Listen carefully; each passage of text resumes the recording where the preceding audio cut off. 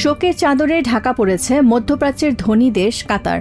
৭৪ বছর বয়সে বিদায় নিলেন আধুনিক কাতারের প্রতিষ্ঠাতা ও দেশটির ফাদার আমির শেখ হামাদ বিন খলিফা আল থানি।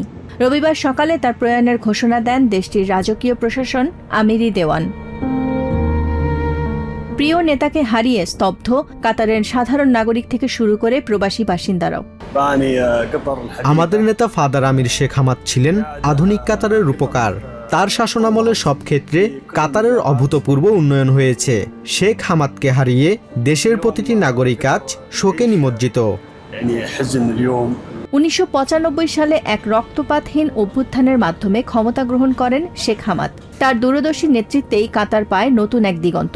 তরলীকৃত প্রাকৃতিক গ্যাস বা এলএনজি রপ্তানির মাধ্যমে কাতারকে বিশ্বের শীর্ষে নিয়ে যান তিনি। শুধু জ্বালানি নয়, বিশ্ব গণমাধ্যমের বিপ্লব ঘটানো আল জাজিরা টেলিভিশন প্রতিষ্ঠা করেন এবং ২০২২ সালের ফিফা বিশ্বকাপ আয়োজনের ঐতিহাসিক গৌরবও আসে তার হাত ধরেই। ২০১০ সালের ডিসেম্বরে যখন ফিফা কাতারকে আয়োজক হিসেবে ঘোষণা করে, তখন শেখ হামাদি ছিলেন দেশটির আমির। একটি ছোট মরুভূমির দেশকে ফুটবল বিশ্বকাপের মতো মহাযজ্ঞের ভেন্যু বানানোর এই দুঃসাহসিক ও দূরদর্শী স্বপ্নটি ছিল তারই মস্তিষ্কপ্রসূত।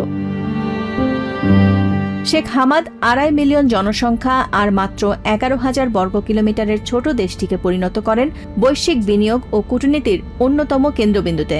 ২০১২ সালে গাজায় প্যালেস্টাইনিয়ানদের উদ্দেশ্যে দেয়া শেখ হামাদের ঐতিহাসিক বক্তব্য প্যালেস্টাইন সংকটের গভীর তথ্য সামনে নিয়ে আসে। তিনি প্যালেস্টাইনিয়ানদের অভ্যন্তরীণ বিভেদ এবং আরব দেশগুলোর মধ্যকার ফাটলকে প্যালেস্টাইন মুক্তির পথে বড় অন্তরায় হিসেবে চিহ্নিত করেন। أولاً والعرب ثانياً كانت أشد ضرراً بالقضية الفلسطينية من العدوان الإسرائيلي المتكرر। ২০১৩ সালের জুনে এক বিরল ও শান্তিপূর্ণ ক্ষমতা হস্তান্তরের মাধ্যমে ছেলে শেখ তামিম আল থানির কাছে দায়িত্ব অর্পণ করে অবসরে যান এই মহানায়ক। তার মৃত্যুতে মধ্যপ্রাচ্যের বিভিন্ন দেশের পক্ষ থেকে গভীর শোক ও সমবেদনা জানানো হয়েছে। দেশটিতে ঘোষণা করা হয়েছে ৩ দিনের রাষ্ট্রীয় শোক। শোক চলাকালে দেশটির সব সরকারি ও স্বায়ত্তশাসিত প্রতিষ্ঠান চালু থাকলেও দেশটির জাতীয় পতাকা অর্ধনমিত থাকবে। Nahid Sihan, TVN24 news desk.